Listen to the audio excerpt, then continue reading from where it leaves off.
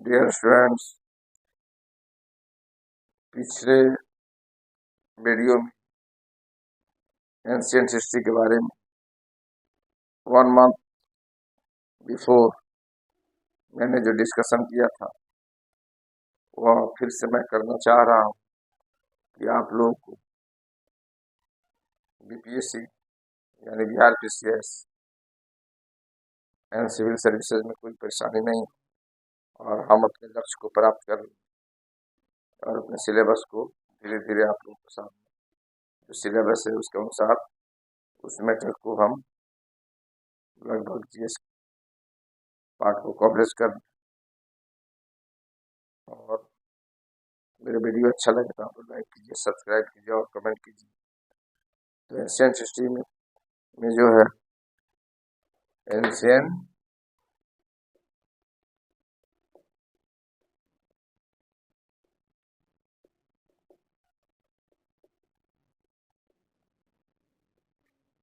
Ancient history में हम आप लोग को लगभग पुराण तक बता चुके थे।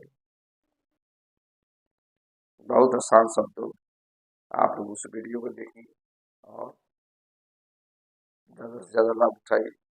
लेकिन आज एक बार मनुस्मृति से फिर हम हल्का डिस्कशन कर दे रहे हैं कि आप लोगों को रिकॉर्डिंग हो जाएगी। तो आप लोग जानिए कि स्मृति जो है, स्मृतियाँ अगर है तो स्मृति में सबसे प्राचीन मनुस्मृति मानी जाती है और वह जो है 200 ईसा पूर्व से 100 ईस्वी के बीच यानी राजाओं की राजनीतिक, धार्मिक और कहने का अर्थ है कि उस समय के भारत में जो राजा शासन किए चाहे जो वन शासन किया 200 ईसा पूर्व से 100 ईसा ईस्वी के बीच में, तो उस समय के भारत में मनुस्मृति में मुख्य विषय जो था राजनीतिक, सामाजिक, धार्मिक, इन सब विषयों के बारे में बहुत व्यापक रूप से बताया गया था कि कैसे शासन को संचालन करना है, धर्म को कैसे आगे बढ़ाना है, धर्म के प्रति कैसे रुझान होगी और समाज में हमको कैसे रहना है। यानी अगर सबसे प्राचीन ग्रंथ माना जाए तो वह मनुस्मृति है। इस बात को भली बात आप लोग समझ गए होंगे। लेकिन एक और याज्ञवल्क्य, कौन? याज्ञवल्क्य, यानी मनुस्मृति के समय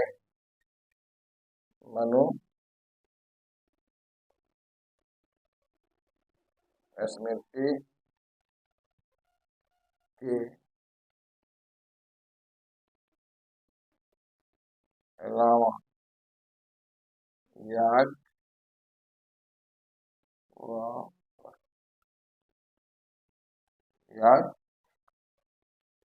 मनुस्मृति के अलावा याज्ञवल्क्य था। ये भी कब लिखा गया? जो सबसे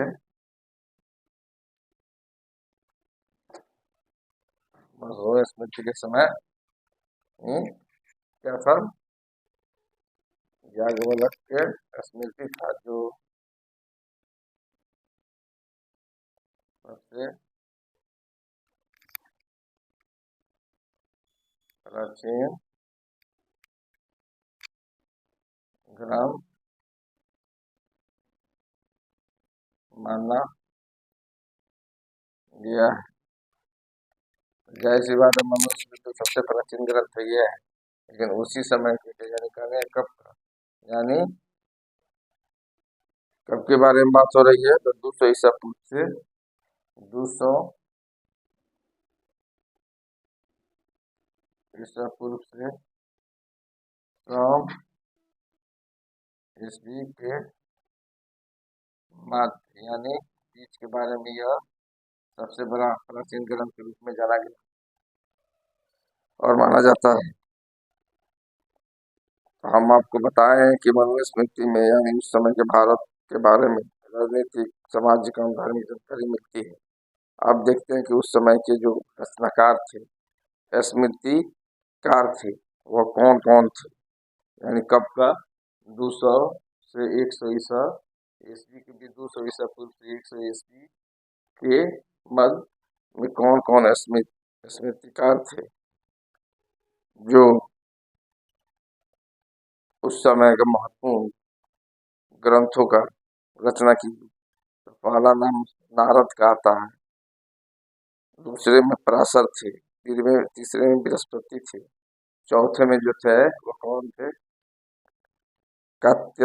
कात्यायन, और 5 में गौतम, 6 में संवर, और 7 में हारित, और 8 में अंगीरा, जिनका संवत 100 ईस्वी से लेकर 600 ईस्वी तक है। तो अब चलिए इसको भी देख लेते हैं, एक बार रिकॉल कर लेते हैं कि उस समय के, यानी किस समय के, 100 ईस्वी से 600 ईस्वी तक के बीच में कौन कौन स्मृतिकार थे जो महत्वपूर्ण स्मृति या ग्रंथों का रचना की है और जो हमारे समाज में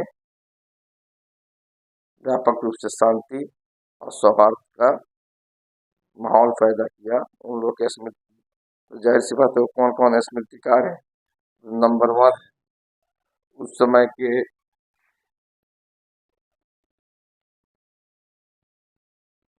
उस समय के महत्वपूर्ण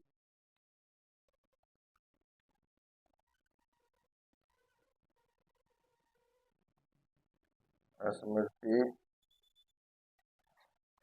उस समय के महत्वपूर्ण स्मृतिकार थे,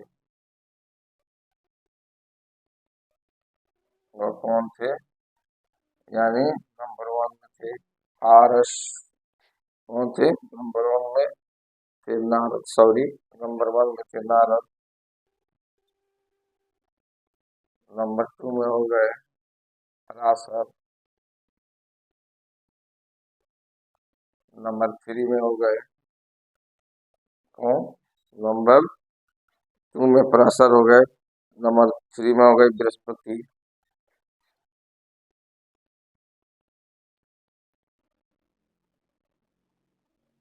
नंबर 4 में हो गए आपको, उनका नाम क्या है नंबर 4 में, तो नंबर 4 में हो गए कात्यायन,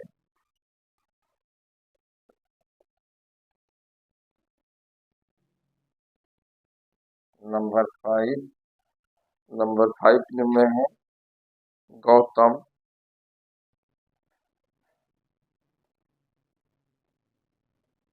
नंबर 6 में हो गए जो है, नंबर 6 में कौन है, नंबर 6 में संवत,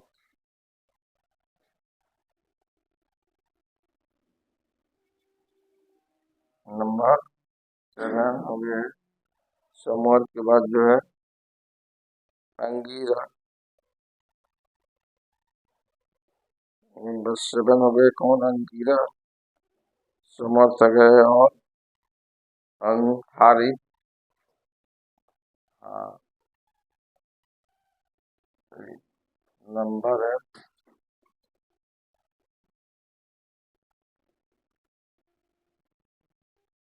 अंगीरा।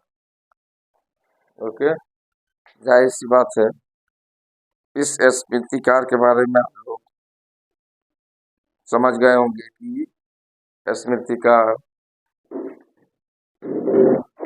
100 ईस्वी से लेकर 600 ईस्वी के बीच में सबसे फेमस स्मृतिकार थे, और मनु स्मृति की रचना के बाद इन लोगों का योगदान काफी रहा।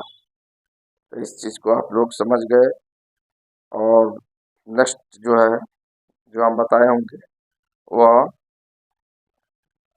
महाभारत के बारे में बताए होंगे कि प्राचीन काल में यह एट प्रेजेंट, आपसे अगर कोई पूछे कि सबसे बड़ा, यानी